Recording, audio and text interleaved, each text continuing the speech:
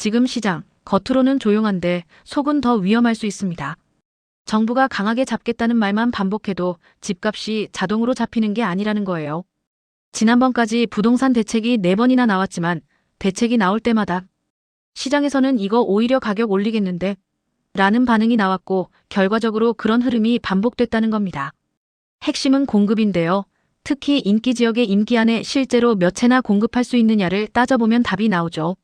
그런데 최근 대통령이 다주택자를 강하게 압박하는 발언까지 이어지면서 방향 자체는 하향 안정화를 말하지만 현실에서는 반대로 가격을 자극할 가능성이 크다는 시각이 나옵니다. 정부나 정치권이 시장 메커니즘을 제대로 이해하지 못했거나 알면서도 정치적으로 선택하는 것 아니냐는 의심까지 생길 정도라는 거고요. 이런 흐름 계속 놓치기 싫으시면 지금 구독과 좋아요 눌러주세요. 말만으로 무조건 잡겠다 해서 시장이 잡힌 적은 거의 없었습니다. 과거에도 노무현 문재인 정부 모두 강한 의지를 반복했지만 결과적으로는 시장이 크게 상승했던 경험이 있었다는 점을 먼저 짚었습니다. 지금 대통령의 발언 톤도 당시와 유사하거나 오히려 덜 강하게 느껴질 수 있는데 중요한 건 발언이 아니라 실제 정책 행동이라는 점을 강조했습니다. 실제로 그동안 4번의 대책이 나올 때마다 이러면 또 오르겠다는 평가가 반복됐고 627대책은 수요 억제가 오히려 가격을 자극할 수 있다는 우려로 97대책은 실효성이 약한 껍데기로 10월 대책은 규제가 더 강해져서 결국 매물이 잠길 수 있다는 흐름으로 해석됐으며 1월 29일 대책도 97보강 성격이지만 임기 내 실질 공급이 가능하냐를 따져보면 한계가 명확하다고 정리했습니다. 그리고 수요 억제는 말처럼 수요를 줄이기보다 똘똘한 한 채로 수요를 더 집중시키고 동시에 보유자들이 집을 매물로 내놓지 않게 만들어 기존 주택 공급을 줄이는 부작용을 만든다고 봤습니다. 신규 공급은 원래 어렵고 오래 걸리는데 상대적으로 쉬운 기존 주택 매물 공급까지 줄어들면 공급 곡선이 더 줄어들고 수요는 크게 안 줄어 가격이 오르는 구조가 된다는 설명입니다. 마지막으로 최근 강경 발언의 배경에는 5월 9일 이후 양도세 중과를 강하게 적용하겠다는 메시지가 깔려 있어 그 전에 팔아라 매물을 내놔라는 유도책처럼 보일 수 있지만 이런 방식은 단기적으로 매물이 잠깐 늘어도 이후엔 더 잠길 수 있다는 우려까지 함께 담았습니다. 현재 정책 기조는 다주택자를 투기 세력으로 규정하고 매물을 강하게 압박하면 가격이 내려갈 것이라는 전제에 서 있습니다. 그러나 실제 시장 구조를 보면 다주택자 비중 자체가 절대 다수는 아니며 오히려 1주택 보유자 중에서도 갈아타기, 은퇴 후 다운사이징, 지역 이동 등을 고민하는 수요가 상당합니다. 그런데 높은 양도세 부담과 거래 규제로 이동 통로를 막아버리면 이들 역시 집을 내놓지 못하게 됩니다. 단기적으로는 압박 효과로 매물이 잠시 늘 수 있지만 중과가 본격 적용되면 다시 매물이 잠기고 공급은 더 줄어드는 구조입니다. 결국 특정 집단을 강하게 조이는 방식은 정치적으로는 통쾌해 보일 수 있으나 시장에서는 지금 팔면 손해라는 신호로 작용해 거래를 더 위축시킬 가능성이 큽니다.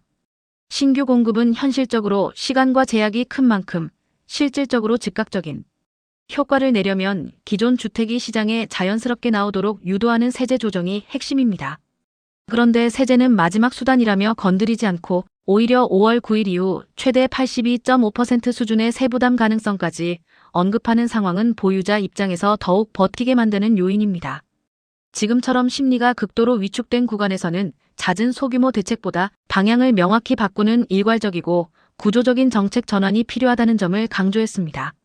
핵심 주장은 세제를 정상화해야 한다는 점입니다. 현재 우리나라 보유세 실효세율은 약 0.25% 수준으로 OECD 평균 대비 절반에도 못 미치는 수준이며 미국은 약 1%, 일본도 0.45% 수준이라는 비교를 들었습니다. 반면 거래세, 특히 양도소득세는 OECD 평균보다 훨씬 높아 시장 구조가 왜곡돼 있다는 설명입니다. 보유 부담이 낮으니 집을 계속 들고 있는 것이 유리하고 거래세가 높으니 팔고 싶어도 못 파는 구조가 형성됐다는 것입니다. 이런 상태에서 규제를 더 강화하면 시장을 더 경직시키는 결과가 된다고 봤습니다. 과거 정부들도 집값을 잡겠다며 세제를 건드렸지만 보유세보다 거래세를 강하게 올리면서 거래를 막아버린 것이 가격 상승을 부추긴 원인 중 하나라고 평가했습니다. 따라서 답은 보유세를 OECD 평균 수준으로 단계적 정상화하고 대신 거래세는 낮춰 자연스러운 이동과 매물 출회를 유도하는 구조로 바꿔야 한다는 주장입니다. 집을 보유한 본인에게도 부담이 될 수 있지만 학자와 정책 담당자라면 시장 전체와 미래 세대를 고려해야 한다는 점을 강조했습니다. 또한 현 정부뿐 아니라 이전 정부도 하락 국면에서 규제를 완화하고 세금을 깎아 다시 가격을 자극한 책임이 있으며 여야 모두 정치적 이해관계 때문에 근본 처방을 피하고 있다고 비판했습니다. 결국 말로 집값을 잡겠다고 하는 것이 아니라 보유세 거래세 구조를 근본적으로 재설계하는 행동이 필요하다는 흐름으로 정리할 수 있습니다. 거래세와 취득세를 올리고 그래도 매물이 나오지 않으면 보유세까지 높이겠다는 접근은 결과적으로 거래를 더 위축시킵니다. 세 부담이 커질수록 보유자는 매도를 미루게 되고 시장에 나오는 물량은 줄어듭니다. 매물이 줄어들면 실질 공급이 감소하고 가격은 다시 상승 압력을 받습니다. 전세와 월세도 같은 흐름을 따라 오르게 됩니다. 이 구조에서 가장 먼저 부담을 체감하는 쪽은 무주택자와 실수요자입니다. 보유세가 낮다는 지적은 많지만 동시에 양도세와 취득세 인하에는 반대하는 입장도 존재합니다. 반대로 규제를 풀고 재건축 재개발을 확대하면 해결된다는 주장도 있습니다. 그러나 보유 부담은 낮은 상태에서 개발 기대만 키우면 자산 가격 상승 기대가 다시 형성되고 투기 수요가 유입될 가능성이 높습니다. 구조를 바꾸지 않은 채 규제 강화나 완화만 반복하면 가격 변동성만 키우게 됩니다. 보유세를 단계적으로 조정하겠다는 명확한 신호를 주면 시장은 미리 대응합니다. 갑작스러운 인상이 아니라 일정 기간에 걸쳐 점진적으로 조정하면 충격은 완화됩니다. 서울의 주택 보유율이 절반에 못 미치는 점을 감안하면 보유세 정상화가 곧바로 대규모 표심 이탈로 이어진다고 단정하기도 어렵습니다. 또한 보유자 다수가 초고가 주택 소유자가 아닌 점도 고려해야 합니다. 시장 안정은 신규 공급 확대만으로 달성되지 않습니다. 기존 주택이 자연스럽게 매물로 나오도록 만드는 것이 즉각적인 공급 확대입니다. 거래가 활발해야 가격 조정 기능이 작동합니다. 거래세가 높은 구조에서는 이동이 막히고 이동이 막히면 가격 왜곡이 지속됩니다. 공급은 새 집만이 아니라 시장에 나오는 기존 주택 물량까지 포함해 판단해야 합니다. 주택 공급은 새 아파트 분양 물량만을 의미하지 않습니다. 시장에서 실제로 더 큰 비중을 차지하는 것은 기존 주택의 거래 물량입니다. 다른 재화는 신규 생산이 공급의 대부분을 차지하지만 주택은 이미 존재하는 주택이 매물로 나오는 것이 훨씬 중요한 공급 경로입니다. 따라서 정책의 핵심은 기존 주택이 자연스럽게 시장에 나오도록 만드는 데 있습니다. 이를 위해서는 보유세는 점진적으로 조정하고 거래세는 낮춰 이동을 원활하게 해야 합니다. 세수는 구조 조정을 통해 중립적으로 설계할 수 있습니다. 보유세 인상은 급격하게가 아니라 단계적으로 진행하고 고가 주택일수록 누진적으로 부담하도록 설계하는 방식이 가능합니다.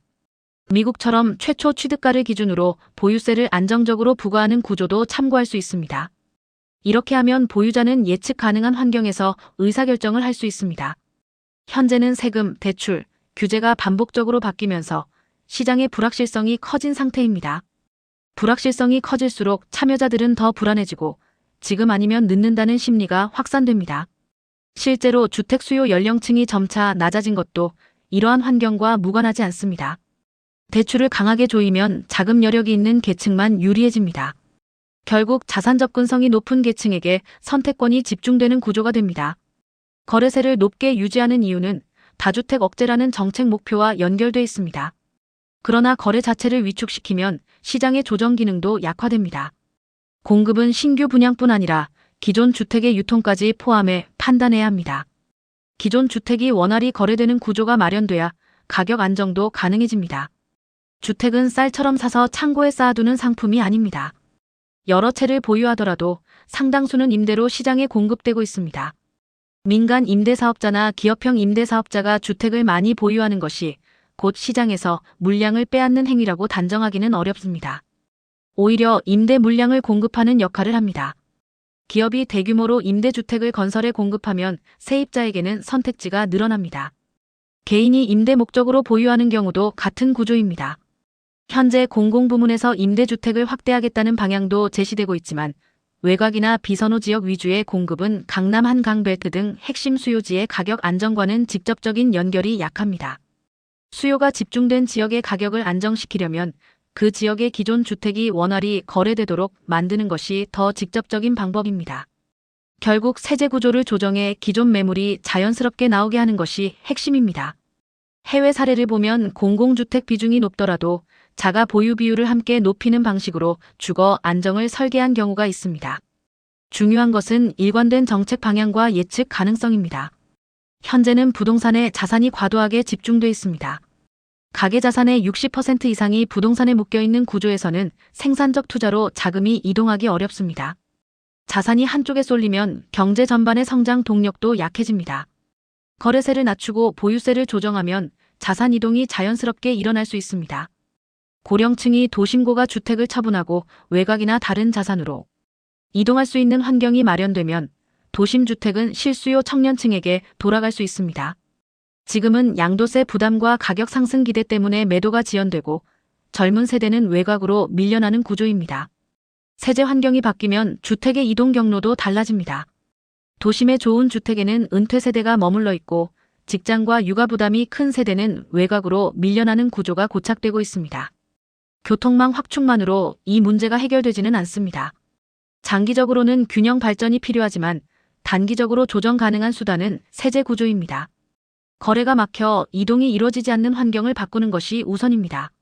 최근 자산시장은 화폐가치 하락 우려 속에서 여러 자산이 동반 상승하는 흐름을 보이고 있습니다. 이런 시기일수록 무엇이든 사야 한다는 조급함이 커집니다. 그러나 국내 자산에 과도하게 집중하는 것은 위험합니다. 우리 경제가 세계에서 차지하는 비중은 제한적이고 그 안에서 다시 부동산에 자산이 과도하게 몰려 있습니다. 가계 자산의 상당 부분이 부동산에 집중된 구조는 변동성에 취약할 수 있습니다. 주거 목적의 1주택은 생활 기반이지만 자산 대부분을 한 자산군에 두는 것은 리스크 관리 측면에서 바람직하지 않습니다. 과거와 같은 급격한 상승이 반복될 것이라고 단정하기도 어렵습니다. 정책 환경과 인구 구조, 금리 여건이 달라졌기 때문입니다. 지금 시기에서 경계해야 할 것은 과도한 레버리지와 한 방향에 대한 확신입니다. 남의 전망만 믿고 따라가는 투자도 위험합니다. 자산 배분은 스스로 이해한 범위 안에서 결정해야 합니다. 분산은 선택이 아니라 기본 원칙에 가깝습니다. 오늘 말씀드린 내용이 도움이 되셨다면 구독과 좋아요로 응원해 주시기 바랍니다. 앞으로도 데이터와 구조를 기반으로 시장을 차분히 짚어보겠습니다. 감사합니다.